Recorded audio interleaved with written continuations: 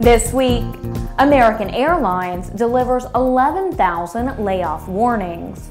The Breitling jet team stands down temporarily after the loss of an aircraft.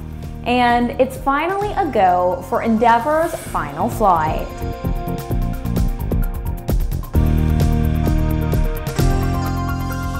I'm Ashley Hale. Welcome to the Friday bi-weekly edition of Airborne here on Aero-TV. American Airlines is sending out 11,000 layoff warnings to its employees, but the airline says it's really not as bad as all that. Bruce Hicks, spokesman for American, says that fewer than 40% of those receiving the notices will actually lose their jobs. The final number is expected to be closer to about 4,400. Hicks says federal law requires that the notices be sent not just to those whose jobs are in danger, but also to anyone whose position could change, including those who might be bumped by more senior employees who find their jobs cut or outsourced. This follows published reports this week showing American Airlines canceling an increasing number of flights, as many as 243 by midweek, according to flightstats.com.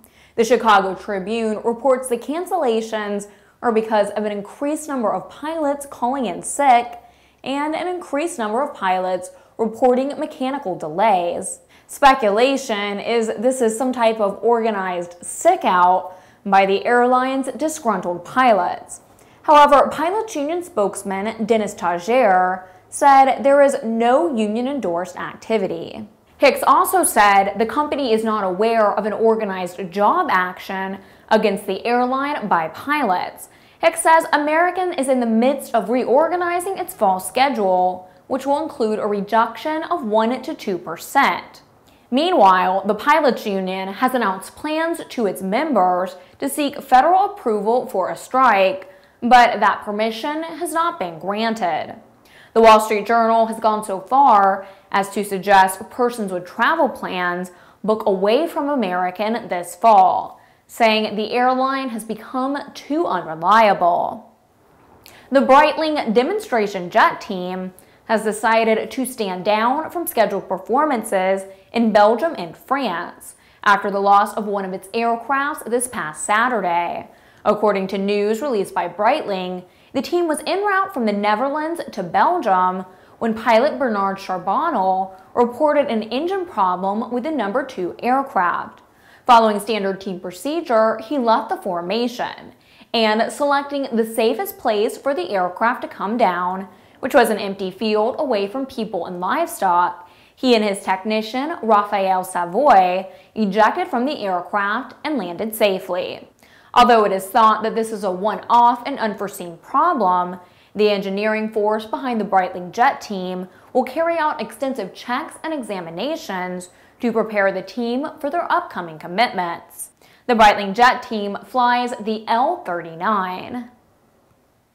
Following 2 24-hour delays for weather, the Space Shuttle Endeavour finally lifted off on its final voyage. Sadly, this liftoff was not from the launch gantry, but on the back of NASA's 747 Shuttle Carrier Aircraft. Endeavour is on its way to its final resting place at the California Science Center. Like a ball player on a farewell tour, the shuttle performed numerous low-level flybys at sites ranging from Florida's Space Coast to Edwards Air Force Base in California. The shuttle departed KSC on Wednesday morning and overnighted at Houston's Ellington Air Force Base, where hundreds turned out to see the last of NASA's space trucks. Houston is home to Mission Control, but lost out in the bidding to receive one of the shuttles. As you watch this episode of Airborne, Endeavour is safe and sound and retired in California.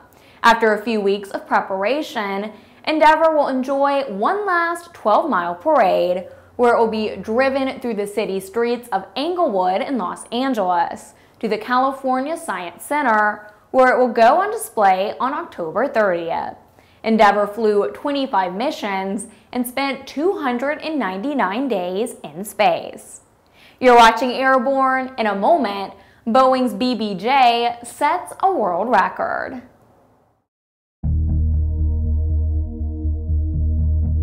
Since the early days of powered flight, pilots have struggled with landing in crosswinds and learning proper crosswind landing techniques. Even today, most crosswind landing skills are learned through trial and error, sometimes with disastrous results. Believe it or not, the most common contributing factor in weather-related accidents each year is crosswinds. The second most common factor is wind gusts. In fact, crosswinds and wind gusts cause more landing accidents than fog, thunderstorms, and icing combined. That's where the Redbird X-Wind SE comes in. It teaches pilots the proper techniques to meet and beat these top two causes of weather-related landing accidents. By placing pilots in gusty crosswind conditions for extended periods of time, the X-Wind SE gives instructors all the time they need to teach the pilot the proper techniques for landing in challenging crosswind conditions. For more information on Redbird flight simulations, the Redbird X-Wind SE, and Redbird's entire line of flight training devices, visit www.redbirdflightsimulations.com. Welcome back. If you'd like to suggest a story for Airborne, Aero-TV, our website, or a podcast, send us an email to news-by@aero-news.net.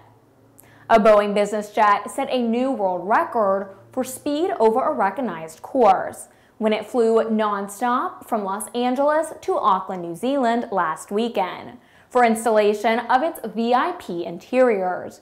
The BBJ, a 737-700 modified for VIP use, made the 5,658 nautical mile trip in 13 hours, 7 minutes, and 54 seconds. BBJ President Steve Taylor said the trip demonstrates the incredible range capability of the BBJ. When we left Los Angeles with full fuel, we were 21,000 pounds below our maximum takeoff weight. This means that the customer can add a full VIP interior, fill all the seats, and still carry full fuel and have remarkable range, Taylor said. The airplane was flown to New Zealand for the first interior completion of a new BBJ by Auckland-based Altitude Aerospace Interiors. Boeing delivers the BBJ to the customer green with no paint or interior, so it can be customized to suit the specific needs and taste of the customer. A Messerschmitt Me 323 that was shot down in July of 1943 off the coast of Italy was discovered by divers looking for another downed airplane in about 200 feet of water. The Me 323 was the largest land-based transport aircraft of the war. It was reportedly on a mission to deliver supplies as large as tanks when it was attacked by a Bristol bow fighter and went down near the Madalena Islands.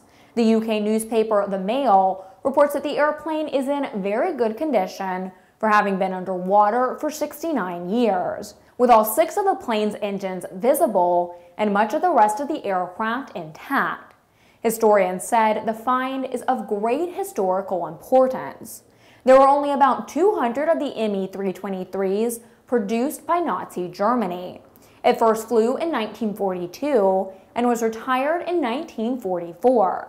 It was designed to carry vehicles, weapons, and troops over long distances, all in preparation for an invasion of Great Britain that never happened. The NTSB indicates that the pilot of a Polaris Polar Star flying boat, which went down on July 20th, 2011, near Deweese Island, South Carolina, had been consuming alcohol prior to his flight. The accident resulted in the fatal injury of the pilot, identified as Lucas McDowell Smith, 40, and Kara Lee Donahue, 27, a passenger aboard the aircraft. Witnesses to the accident stated they observed the flying boat complete an aero loop and start to perform another loop when at the top of the loop, inverted at an estimated altitude of 1,000 feet above the water, the wing folded. The flying boat dropped straight down into shallow water.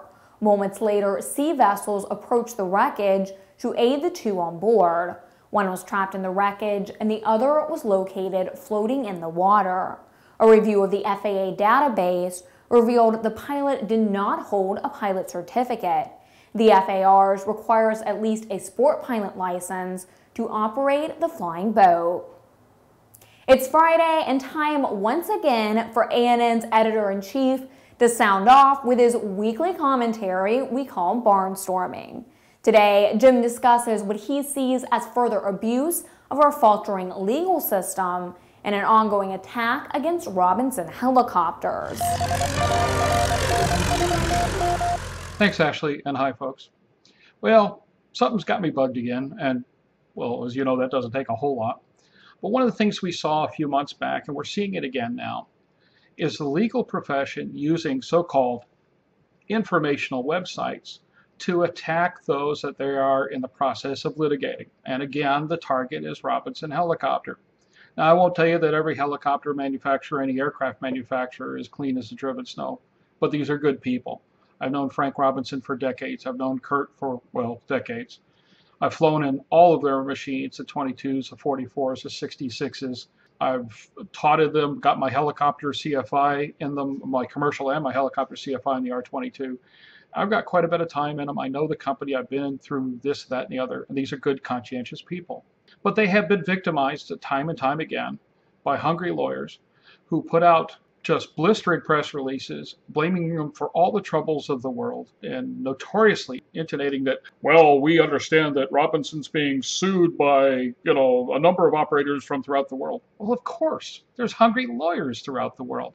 But now there's this informational site, RobinsonHelicopterCrashDefect.com, and of course, they're all trying to sue on behalf of somebody. This particular case, some poor guy in Australia got hurt. He owns a 1.5 million acre ranch, which leads us to believe he probably should have and can afford insurance. But more important, it gives you a part of a story about a crash that got somebody hurt, for which Robinson's blame is highly doubtful, for which there already have been some determinations in regards to how the machine was maintained and some problems in the maintenance by an outside contractor, but now they're going for the really deep pockets. So they put these awful websites up, and Robinson can't defend themselves. Half the time they're parties to these investigations helping an NTSB, or in this case an ATSB, so they've got to shut up. They can't even defend themselves half the time. So what I wanted to put out was this. Shame on you. I mean, the legal profession is supposed to be based on a truthful argument for justice. And I'm not seeing it. Oh, the poor guy got hurt is wonderful, and he's great, and he's a wonderful dad, and he's a great citizen. And what does that have to do with the right or wrong of an argument? What does that have to do with whether or not a helicopter is defective or not? The legal system needs to play fairly. It needs to play by the facts. It needs to tell the truth. And this kind of hype, all it does is make the lawyers look ridiculous and aviation look bad. And you know whose fault that really is. For the Aero-News Network, Aero-TV, and of course Airborne, I'm Jim Campbell.